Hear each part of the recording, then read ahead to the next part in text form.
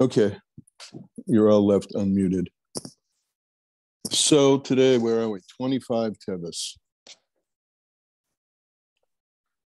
We have a Yom, which remarkably, I think, but it's really unremarkably, is related to today's Tanya. They all are, if we can see how they are. Okay, 25 Teves. From my father's Sichos, the Rebbe Rashav Sichos. So he says, Exodus from Egypt, going out of Egypt, means leaving limitations and bounds. And Chassidus is to enable man to leave the restriction of the material world. So why I say this is related, because today's Tanya is really about going out of Mitzrayim, though those are not the words on the page in the Tanya, but they are the words that the Alter Rebbe uses in many Maimorim and other Maimorim as well, besides the Alter Rebbe's, to refer to the state of contracted consciousness, which is Egypt, Meitzar Yam. You find one Maimor I learned recently. Meitzar Yam. Yam is the sea of wisdom, the sea of Chokhmah. And when the Chokhmah is contracted, so the sense of the Ein Sof doesn't penetrate. It's squeezed, and that squeezes everything down below, from Chokhmah down to the Midas. That's contracted consciousness. That's an expression that I picked up from Rabbi Ginsburg, contracted consciousness. And that's Egypt, that's exile. Whereas, as you would think, the state of, if that's exile, redemption or Geula is the opposite, which is expanded consciousness, which is going to be the subject of today's Tanya. So there's a difference between the contractedness of physical Egypt and the contracted state of consciousness and the expanded state of consciousness, which can be developed, the leaving Egypt, which can be developed in Chassidus. There's a difference. The Egyptian exodus means shattering and then departing, which is why they went away from Egypt. The Chassidic exodus means purification and correction, stepping out, right? Expanding, broadening out of worldly limitations and bounds while remaining in the world. This is not going into outer space. This is broadening inner space. This means while functioning within the world, we must transcend its limitations. We are to remove the limitations and bounds and perceive the truth, that the world per se is truly good, since after all, the natural world is what God intended. This is attained through the avoida of Chassidus, about which we will learn something right now. Okay. And there's a big footnote to that. There's a big footnote? You could look at if you have time sometime. Okay, we'll look at it. We have a big piece of time. Yeah, I'll tell you what, if we have time, then we'll bring it to the table if it's relevant to our time. Okay, Perik Tes Zion, 16. On page 42 in the classical Tanya, and on page 224 in Lessons in Tanya. No, I only mention it because it could be misinterpreted that Hasidus is ascetic. It could be misinterpreted. Let's not go there, because we haven't brought up the subject of asceticism. We're talking here about expanded consciousness, because we've given advice to the Beinoni. And this is, we're only in chapter, 16, and there are 53 chapters in this book on the instruction book to the Beinoni. So we're going into all kinds of different levels of instruction about how to realize this state. So we came upon yesterday that there is a love which can be revealed through contemplation and meditation. Love of Hashem we're talking about here. Although any love can reveal through contemplation and meditation. We're talking about Ahavas Hashem. And there's a hidden love, right? Which is the nature, the natural consciousness, the natural state of consciousness but needs to be mined. It needs to be brought to the surface. This is a large generalization. I said, I don't have anybody on mute. So if you need to talk to others in your abode or whatever, just put yourself on there. Was that Klal Gadol b'avodas Hashem? And this is the generality in the service of Hashem, lebeinanim, for a beinanim, for us who are on the path of becoming beinanim. Now, this we've heard before.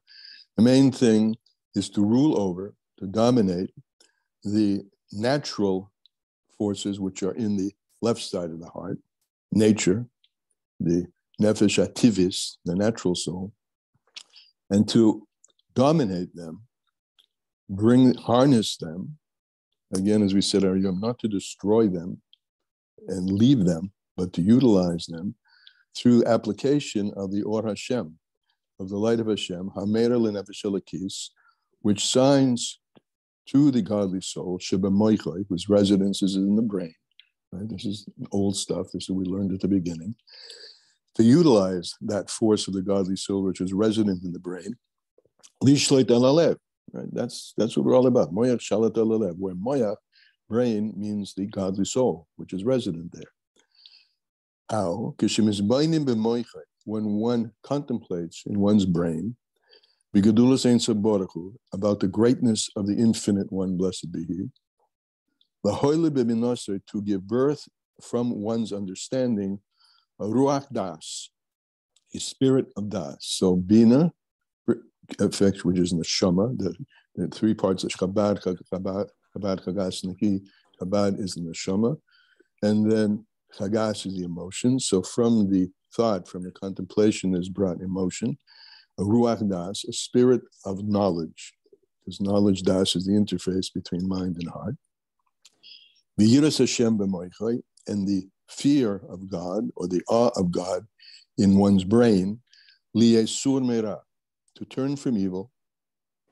The raisa v'rabban, evil means anything that's against the will of the Torah, the written Torah and the Rabbanan. Even to turn away from even a small thing that's brought forth from the Rabbanan. So that's Yiras Hashem b'moichai. Now, I don't know if you've noticed this. Yiras Hashem he says, is in the brain. And now he said, V'avas Hashem b'liboy. And Avas Hashem b'liboy. In a later chapter in Tanya, maybe someone remembers the number, the Alter Rebbe will tell us that Yiras Hashem, fear of Hashem or awe of Hashem, is the foundation. And that foundation is foundational, meaning that it's rooted deeply. And then from that posture of given overness, right? This Yiras Hashem is largely about giving oneself over. It's a level that begins, because why is it the root? Because it's rooted in something which is beyond seichel. It doesn't come from understanding. It comes from a sense of the awesomeness and the all-encompassing power of God. That's Yiras Hashem. And also we need Aras Hashem. We need Avas Hashem. We need that Yira and we need that Ava. And the Ava is where the feeling we have for loving Hashem is in the Choloha, is in the right chamber of the heart. B'chashecha, and when it's in a form of emotion, when the contemplation of loving Hashem reaches from the brain to the heart, it creates a longing.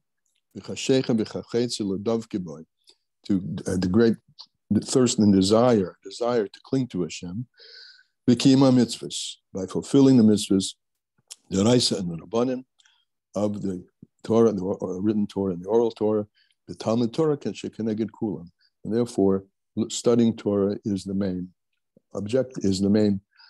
instrument, so to speak. Why? Because studying Torah, not only are you enmeshed in the wisdom of Hashem and the will of Hashem, but it tells us exactly what Hashem wants us to do in order to bring his will down into this world through the explication of the written Torah and the oral Torah. And in addition,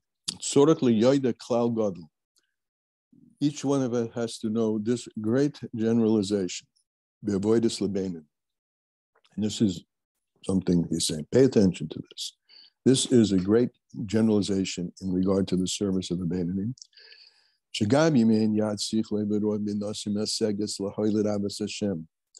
Even if your head is not big enough, You're not, you haven't captured in your mind to bring forth that spirit of understanding.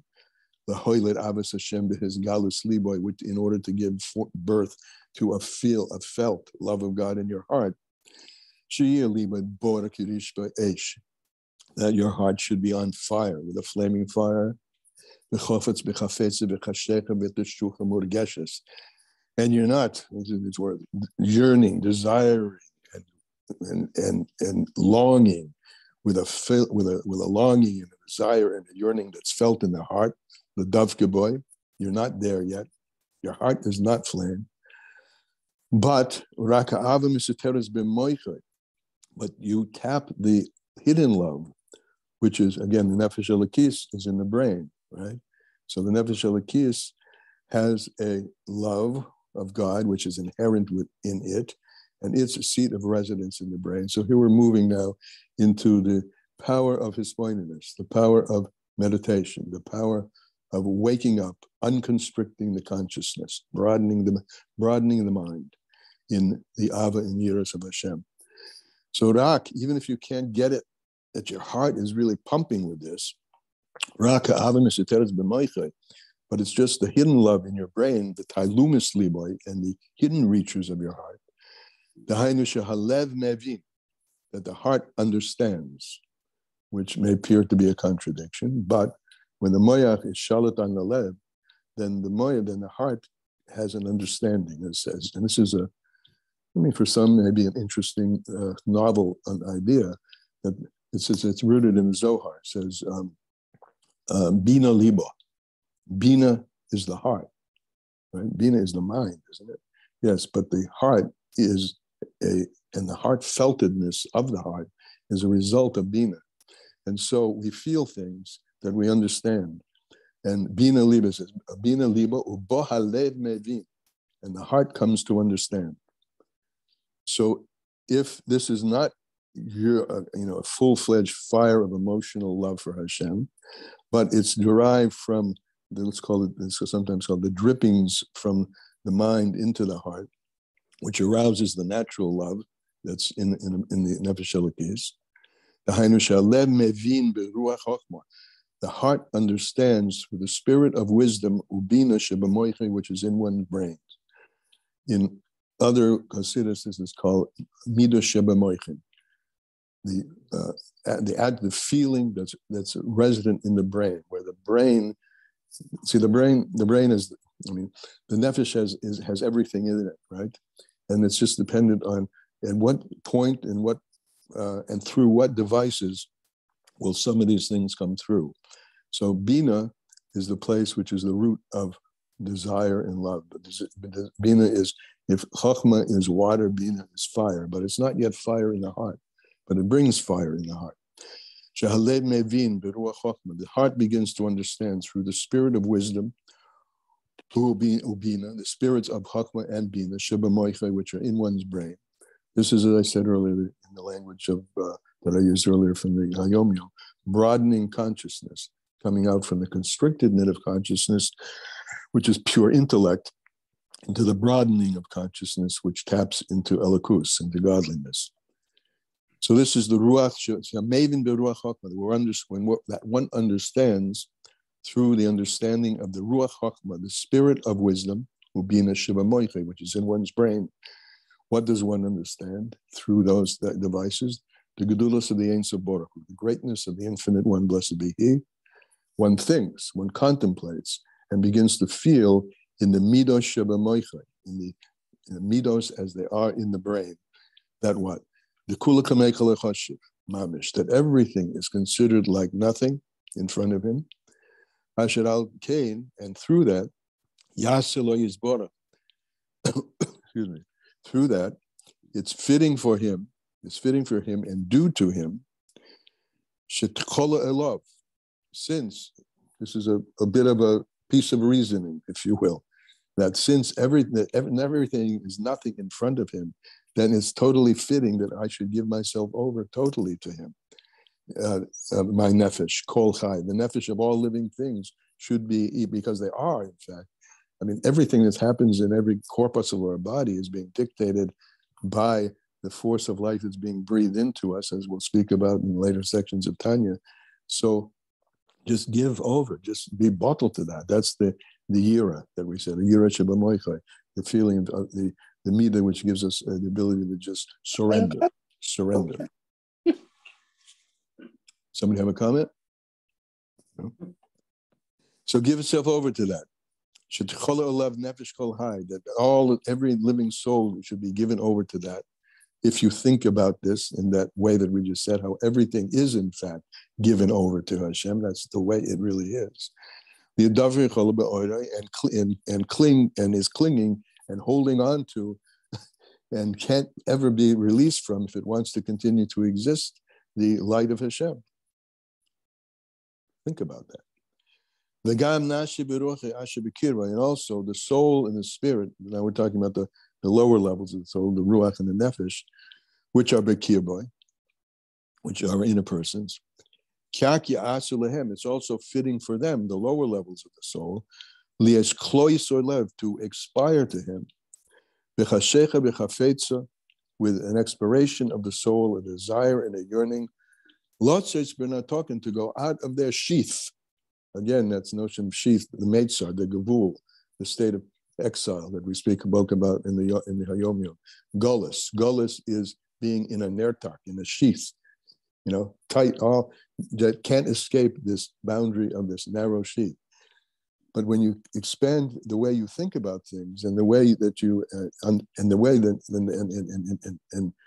and envelop your head in the truth of truths, that automatically it'll drip down into the soul and automatically have an expansive, which is going out of Egypt, a geula effect, which we spoke about in the Yom Yom. The difference between constricted consciousness, which is when you're in a nertak, you're in a sheath, like a knife in a sheath, and expanded consciousness, where your consciousness has expanded, your mind, your midos will also expand. And that sheath state is the goof. The goof camouflages, covers over the godliness.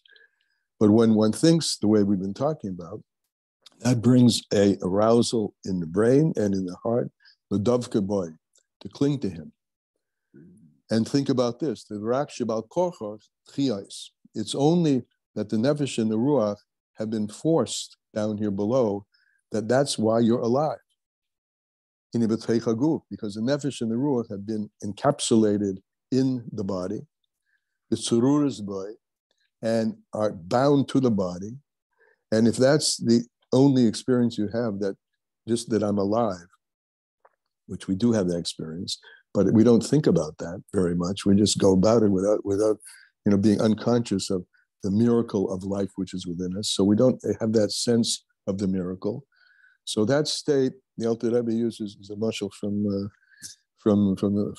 Torah, kalmonis chayes. We're like living widows, right? We're living, we're alive, but our husband, Hashem, is not consciously with us. We're living unconscious or constricted states of consciousness.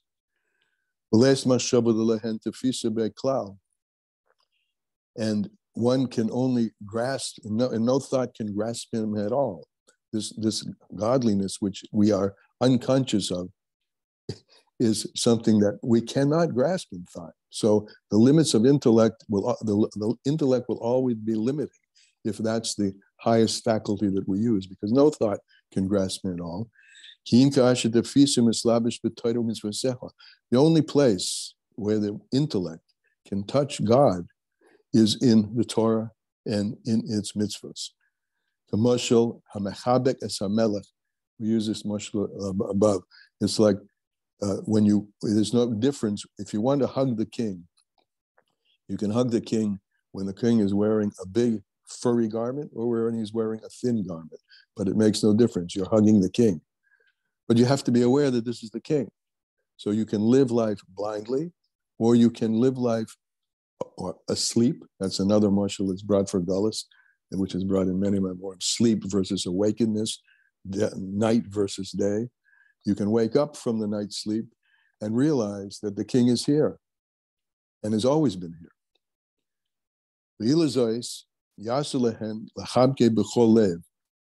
And therefore, it's fitting for them, this nefesh and ruach, which are stuffed into the body, so to speak, to cling to Hashem b'chol lev, with an open entire heart, lev and nefesh, an open heart and soul, ma'oid, very much. The hainu kiyim, how do you cling to him? You cling to him through attaching yourself to your will, to his will. And how do you attach yourself to his will? By doing what he wants. By fulfilling the Taryag mitzvahs, the 613 mitzvahs, b'maaseh u'dibar, b'maaseh in speech, b'mashava, thought, b'deed, speech, and thought. Shehi hasagas v'yediyas Torah, which is the understanding of the Torah, as we said above. So when a person immerses himself, the word mamik is deepens. When a person immerses himself in this, the talumis tavonis liboy, in the hidden reaches of the consciousness that exists of understanding that penetrates into the heart, brain and his brain, upiv and his mouth, v'liboy shoven, and all of them are aligned. His heart, his brain, and his mouth, are all aligned. Shemekayim came befiv, that you fulfill in your mouth, kifi ashe nigma b'tevunis libo, that which you've concluded should be the way your mouth should operate. In other words, the way your speech should be, as you've contemplated in the tevunis libo. And this word literally means the understanding of the heart. This is the heartful consciousness of Hashem, umoichoi, and the heart and brain. You've made a conscious expansion of consciousness to embrace the Torah of Hashem and make that your chefse, and make that which you desire. And you're meditating in that, in the Torah, and the state of consciousness which meditation in the Torah will bring. And you're meditating in that, and you're working on that. Chol yom v'layla b'fiv, in your mouth, v'chein hayadayim, so in your mouth and your hands, v'shar evodim, and all the other limbs. V'kayim ha-mitzvahs, are fulfilling the mitzvahs. Kifi ma shenigba tevunas liboy, as you have concluded. You've come to a conscious conclusion in the tevunas liboy, through the midos, which, as I said earlier, the midos of the brain, the brain's power to influence the heart through the contemplative activities. Through the shenigba b'tevunas liba mocha, you've made a big decision. You've concluded in the tevuna of your heart, the understanding of your heart and your brain.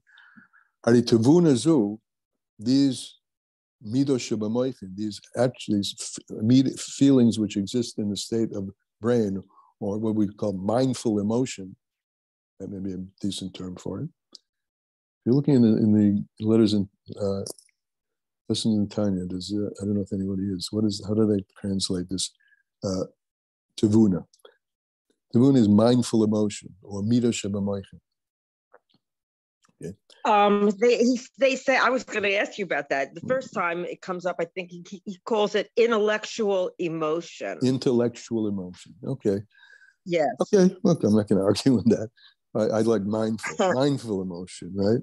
Mm-hmm. Attaching your mind to your feeling, right?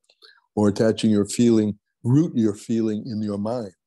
Maybe that's a better way of saying it. Root the feelings that you have in your mind, which your mind is the seat of the nefesh elokis, and therefore root your feelings in the godly flow, which is coming from the nefesh elokis, which is rooted in your mind. He calls it this becomes intellectual emotion. Yeah, she just said that. Intellectual emotion. Love. Mindful emotion. And that mindful emotion, that midah attribute, as it's rooted in your mind here being the seat of the nefesh elokis, as that is rooted, as your thought, speech, and deeds become empowered by that expanded consciousness that exists by your contemplation of God, which is the rightful subject matter of consciousness of the nefesh elokis. As your mind is broadened in that, I lost the place, huh? So that becomes enclosed in your ma'aseh dibur u'machshava, and that becomes enclosed in your thought, speech, and deed of the Torah and mitzvah. That they, the consciousness, the expanded consciousness of the godliness which exists in your nefesh elokis, is what's active here and drawing you to deepen yourself in Torah and its mitzvahs, in thought, speech, and deed. And that will penetrate the mindfulness, the emotion, the emotion of the mind will penetrate into the emotion of the heart, and that will create what the Alter Rebbe calls the two wings which make the soul, which will make the person fly. The two wings, love on the one hand and yira on the other hand.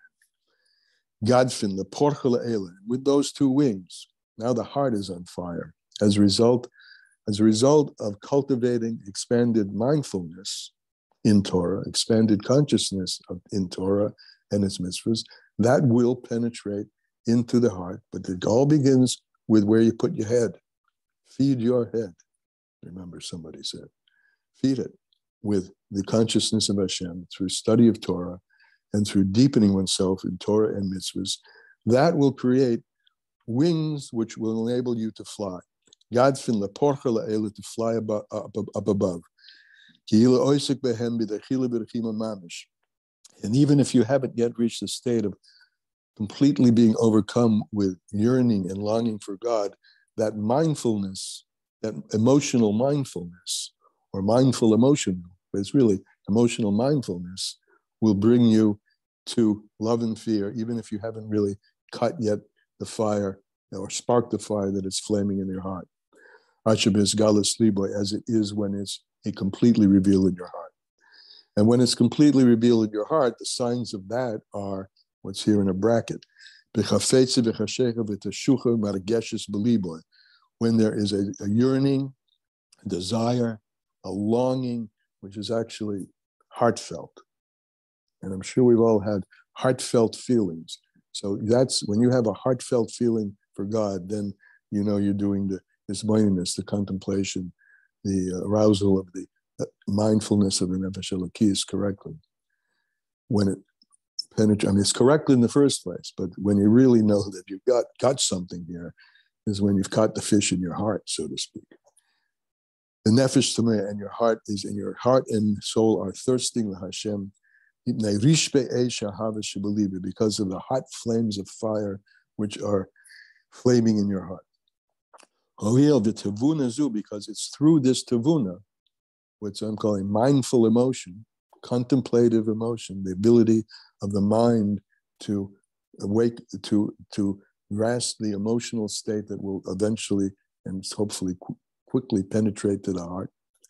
And through this tavuna, this tavuna, that's the word tavuna. Tavuna, you see, is a lashon bina, understanding, but it's the tavuna is the mindful emotion, the state of mindful emotional tavuna. So what this tavuna this tavuna, this understanding in the brain and in the hidden reaches of the heart, is what will motivate you to engage in God's Torah and mitzvahs. And he tells us that without engaging in this expanded consciousness, to directing yourself to take your consciousness out of the sheath of rationalism alone and move to the transcendent levels, without this,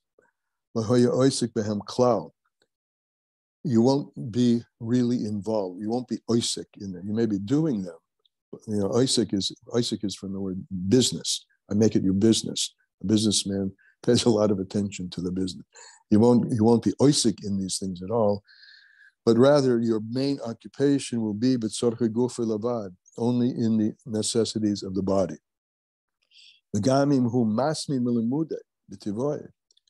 This is an interesting side note here. It's in parentheses. Even a person is very diligent in Torah, but is only doing it, we learned this the other day, right? Only doing because that's the person's nature. The person hasn't broken out of Mitzrayim. This person is, his natural limit is that this person is very likes Torah and gets involved in it. He's limit b'tevoy. Afal pichein, nevertheless, still that person, because this is just in the limits of nature, which is the limits of Mitzrayim, this person can still be in a state of oasis gufo yosef b'tevoy, still more attached to things of this world than to godliness himself because of his nature. That's today's Tanya. Moving from constricted consciousness to expanded consciousness through listening to the tavunas of the mind, the mindful connection between you and your godly soul, the Ava Misoteros, the hidden love.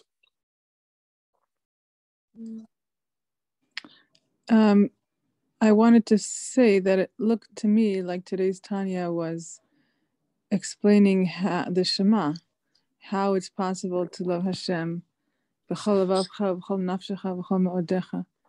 he says there, he says, Ve'ilazos, Ya'ata lahen lechabko, to like, you'll come to hug them, to hugging the king. Yeah, b'chol lev v'nefesh ma'od. Yeah. Lev nefesh ma'od. So everything that we're saying is a way to fulfill and I think I think that he's comparing machshava, dibur, and maaseh to lev, nefesh, and me'od. Machshava, dibur, and maaseh. Could be, but your first the notion is found is really on solid ground, because Shema, you know the difference, and it's brought often considered as the difference between hearing and seeing. So Shema doesn't mean just listen. It means take into your deep understanding, and deep understanding is tavuna, which is bina, which is all over the page here. Shema, listen to the voice, the still small voice of your nefesh elokis that's hidden within you.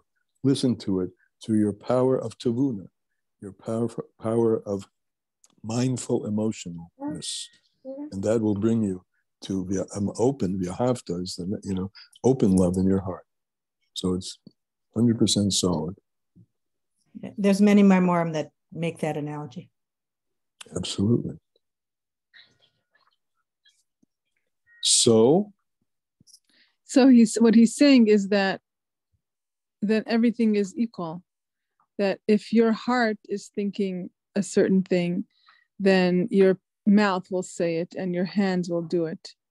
Yeah. So machshava dibur maaseh, which is yep. Yeah. And where we started here, it was as I said, a nice trail from the Yom Yom. Is we started in the Yom Yom, we spoke about going out of Egypt physically, right? And here and even in the Yom Yom he starts to speak about, but there is a going out of Egypt spiritually. And Metzar, which is limitations, where the Yam, the sea of wisdom, is blocked, constricted, is the state of Gullus. And this state that we've been talking about here is the Geula state, the state of opening up, unconstricting, raising one's level of consciousness to the levels which make room for and become open channels for Elokus. And then life is very different than the life even of this last guy, this Talmud Chochem, by whose nature he likes to learn, but he's still bounded by the sheath, and in the sheath and the constriction of constructed consciousness. Yes, Sarah Sandler, hand up. Sarah. Hi. Such a beautiful life lesson. Really, it's like an amazing gift that the Eibishter gives all of us as Yidden to work on opening up and expanding our consciousness. That really seems to be my takeaway of what we're talking about today. And when we do that work, when we really, it's like it's really the work of shiflus, lowering yourself so that you make room for God and your being and your heart and your mind to enter and expand you, that you can grow to be more of the godly human being that Hashem can be. And can I interrupt you for a second? I just want to interrupt for a second. I want to interrupt you for a second because I want to hook on that word shiftless. That's the reason why at the beginning of this, he speaks about Yira first, why Yira is the foundation and Ava comes next. Because Yira is that state of this given overness. I'm sorry, I just wanted to point that out because there's a lot of discussion about amongst people about the point, don't I want to be in love with God? What do you mean I want to have Yira Hashem? But Yira, openness, that's shiftless is the beginning. Right. I'm sorry. Go ahead. Yeah. Well, that's it. It just came out of me. I realized that it's really like that we're talking about the undercurrent that we're talking about is shiftless. But my initial reaction was that it's just such a incredibly beautiful life gift that Hashem gives us this opportunity to live life this way and to strive for that consciousness, that godly consciousness, because that's how we grow. That's how relationships grow. That's how the world grows. It's all the potential of the godly consciousness of a person expanding, not standing still, not omdim. We're not angels. We're humans, and we can really shift and change our consciousness and grow the world. So it's just very beautiful, beautiful class. Thank you. Well, another motion, right? By being bittul, like the seed becomes bittul in the ground, and then it grows. Right? Just couple of words you use, bittul and growth. That's where it all starts from, just given overness. Yeah, Menucha. Okay, not to split hairs, and it is beautiful and really evocative, but the tanuva, not the tanuva, the tavuna, as opposed to the like actual, is still not clear to me. I mean, this pasuk, the way it's translated, that the love and the fear, although he says tavuna, although not heartfelt, I guess that means literally emotions, nevertheless, right. Yeah, right? Yes, Serves as wings in quotes for one's Torah and mitzvahs in the same way as if he practiced them with real fear and love as revealed in the heart. So my question is, it doesn't seem so easy to tell the difference. Oh, when your heart's on fire, you know it, don't you? It's throbbing. Remember my heart throb?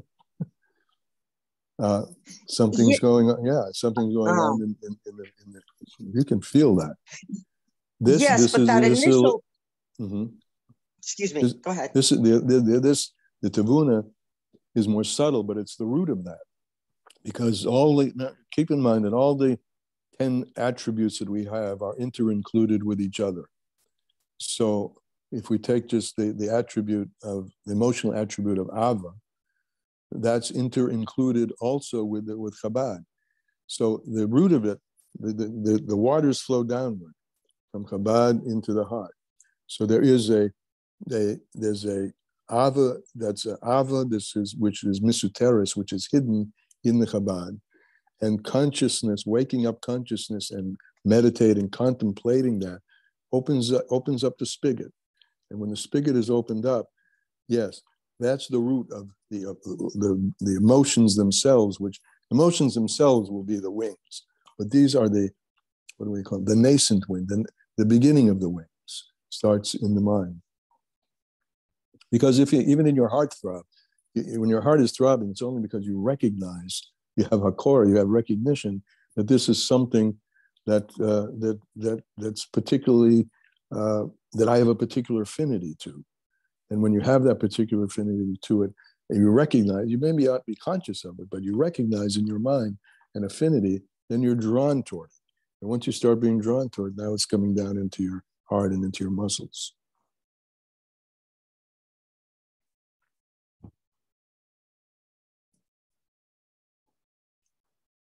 Did that help?